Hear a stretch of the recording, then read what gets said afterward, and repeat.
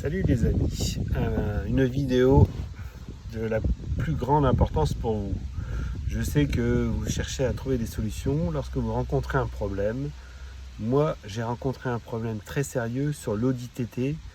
Donc c'est 99 ou 98, 2006 ou 7, je ne sais plus exactement. Donc c'est le modèle MK1, c'est-à-dire la première Audi TT. Tout marchait bien, c'est une voiture qui va très bien, aucun problème mécanique, seulement l'électronique c'est de la merde. De la merde parce que des voyants ABS qui s'allument, des voyants airbag rouge en plus, donc ça passe pas au contrôle technique. Donc j'ai toutes les solutions, je vais toutes vous donner dans cette vidéo, regardez bien jusqu'au bout. Premièrement, le voyant airbag. Voyant airbag, ça veut dire que quelque part, il y a un détonateur, c'est-à-dire une petite prise jaune qui fait contact entre le calculateur et l'airbag, qui est défectueuse. Alors première chose, il faut débrancher cette petite prise jaune, mettre du contacteur par exemple, pour voir si des fois ce ne sera pas juste ça. Si ça n'est pas ça, deuxième solution, on coupe les fils, c'est-à-dire au niveau du contacteur, et bien sûr on les branche en direct, soit on les soude, soit on met un pic-fil qui permet de brancher chaque couleur de fil, par exemple les deux fils bleus ensemble, les deux fils marrons ensemble. Ça c'est au niveau des sièges, en dessous des sièges, passagers ou conducteurs, vous avez un petit contacteur jaune, vous ne pouvez pas vous tromper, il n'y en a qu'un jaune, et vous branchez les fils en direct et ça fonctionne. Je l'ai fait sur une A4 et sur le Audi TT, c'est la même chose. Donc j'avais ce problème de voyant airbag conducteur. Donc je me suis dit, peut-être c'est en dessous des sièges. Donc j'ai déjà éliminé cette solution. J'ai coupé le contacteur jaune. J'ai branché les fils en direct. Toujours le même voyant rouge, airbag, défaut airbag conducteur. Bon. Le message c'était, je le mettrai dans la vidéo, c'était niveau de résistance trop élevé. Bon. Donc du coup, j'ai démonté l'airbag au niveau du volant. Donc, alors au niveau du volant, je vous montre. Voilà le volant. Et donc, vous avez deux trous derrière le volant, ils sont là. Et il faut enlever ces deux vis qui sont derrière. C'est ces vis qui tiennent l'airbag qui se trouve dans le volant. Voilà, ça c'est le volant. Et ça, c'est l'airbag. Vous le reconnaissez, caractéristique de la MK1, on ne peut pas se tromper. Derrière, comment ça se présente? Là, regardez, c'est facile. Voilà, vous avez une prise. Vous voyez, cette prise qui relie au niveau de l'airbag ces deux fils-là, le bleu et le marron. Et pour ce qui est du klaxon, c'est ces deux fils-là, vert et puis violet. Donc voilà. Vous voyez derrière l'airbag, on le voit bien, ça c'est l'airbag et ça c'est les contacts pour le klaxon. Donc tout se passe par cette prise que vous voyez là, tout passe par là. Ok? Vous voyez, cette prise, elle est branchée directement sur... alors attendez, je vais retourner parce que sinon on va pas s'en sortir. Bon, apparemment je ne peux pas, donc je vais vous le montrer comme ça. Vous voyez, le fameux contacteur tournant. Ça. Cette pièce-là. Toute cette pièce-là, ici. Cette pièce-là. Elle coûte une fortune. Genre 300 €, même sur eBay. Ça coûte une fortune, elle coûte une blinde. Donc, ce que j'ai fait, il suffit de la déclipser par derrière, ici. Il y a des petits clips. Alors, je reprends. Cette pièce-là. Bon, elle est simplement clipsée, deux clips ici, deux clips en bas. On l'enlève, tac, et on peut travailler pour voir ce qui se passe derrière. Elle est branchée, cette pièce-là. Vous voyez, ça tourne ça.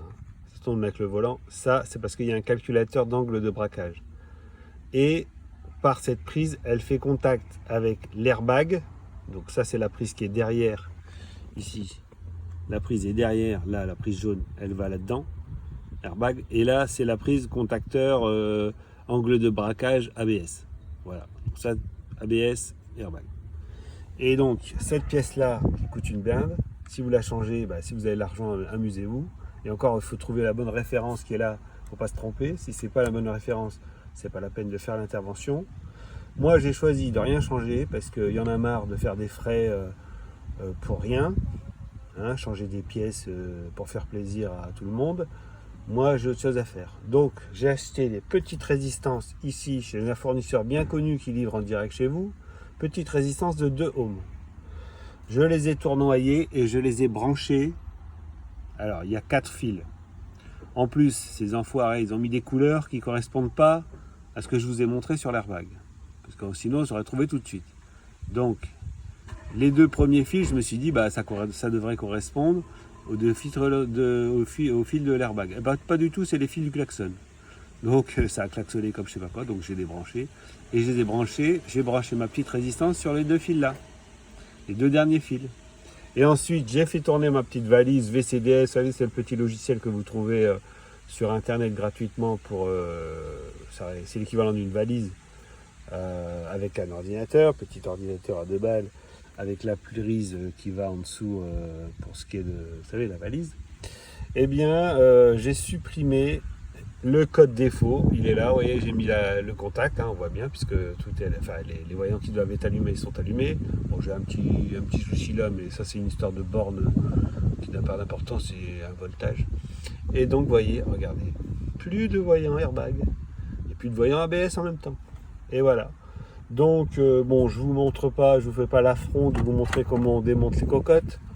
Alors, si vous voulez que je vous aide, simplement, je peux vous dire qu'il y a une vis par en dessous, ici. Elle est là, elle passe à travers là. Une fois que vous l'avez enlevée, eh bien, en fait, il faut tirer un peu sur la cocotte et la faire glisser sur le côté. On tire un peu sur la cocotte et on la fait glisser sur le côté. Celle du dessus, elle s'enlève très simplement. Donc, il n'y a pas de difficulté. Il y a d'autres tutos d'ailleurs qui expliquent comment on démonte pour changer le volant, tout ça, donc c'est pas compliqué. Honnêtement, c'est à la portée de tout le monde. Moi, j'ai galéré simplement, je vous le dis franchement, c'est au tout début, parce qu'il y avait ces 2 vis là et là, qui tenaient mon airbag, et il n'y avait pas moyen, elles étaient complètement pourries parce qu'ils ont mis des vis torses. Donc ce que j'ai fait, j'ai utilisé une petite perceuse, et j'ai percé à travers tout pour dégager la tête des vis, et basta. Voilà, je vous reprends voilà, tout de suite. Donc, bon, écoutez, je ne suis pas un mécanicien de métier. J'ai simplement une famille. On est tous des bricoleurs. Mes grands frères sont très très forts là-dedans, moi pas. Mais je voulais vous montrer ça. Il y a des petites astuces. Ne vous découragez pas. Regardez des vidéos YouTube comme celle-ci, mais il y en a d'autres très bien faites également qui expliquent comment. Par exemple, on change un volant, on peut changer le volant. Moi, je ne voulais pas changer le volant, je voulais trouver la solution. Mon airbag conducteur n'est pas en panne, il n'a pas de problème, c'est simplement les contacteurs. Vous voyez, soit c'est les contacteurs, par exemple, en dessous des sièges. Donc, je vous ai dit, il faut couper les fils au niveau du contacteur et les mettre en direct, c'est-à-dire les souder ensemble.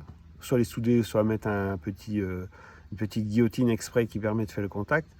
Donc, si ce n'est pas en dessous des sièges, conducteur ou passager, lorsque vous savez quel côté pose problème avec le petit logiciel valise qui vous dit si c'est conducteur ou si c'est passager. Une fois que vous avez éliminé ce problème donc de siège, c'est pas les sièges, donc ça veut dire que ça se passe au niveau du volant. Moi, c'était au niveau du volant. J'ai testé mon airbag volant, il n'est pas en panne, donc c'est le contacteur tournant. Contacteur tournant, 300 €. C'est pas la peine de faire 300 € de dépenses. Et là, j'ai trouvé la prise et j'ai mis une petite résistance. Les 10 résistances, j'ai dû les acheter 4 €. Vous voyez, une fortune. À la place de 300 €. Donc, je vous laisse calculer. Bon, si j'avais été porté chez Audi, c'est même pas 300 € que j'aurais payé, c'est 1500 €, voire 3000 €. On m'aurait dit, bah non, la voiture, il faut tout changer, l'ordinateur de bord, patati et patata. Donc, j'ai abandonné. J'ai dit, ces gens-là sont des escrocs. Merci à tous ceux qui font des vidéos YouTube pour nous aider, nous les amateurs, les néophytes, et j'espère qu'elle vous aidera. N'hésitez pas à me faire des commentaires, des critiques, surtout comment il faut que j'améliore, etc. J'essaie de m'améliorer, je ne suis pas professionnel de la vidéo, j'ai une tête de con, ça se voit, hein, je passe très mal à la vidéo, mais j'essaie de m'améliorer, et surtout je le fais gratuitement pour vous tous, et pour continuer cette bonne idée des collègues qui ont commencé à le faire, aider les autres pour se débrouiller et pas mettre tout son argent dans des voitures pour faire plaisir aux grandes marques qui s'en mettent plein les poches sur notre dos. Donc merci aussi à tous ces fournisseurs de petites pièces, tous les petits fournisseurs en France ou à l'étranger qui nous fournissent les pièces à des prix corrects et qui nous permettent de tenir les cordons de la bourse et surtout d'avoir des voitures qui fonctionnent en bon état. Merci, à bientôt pour d'autres vidéos.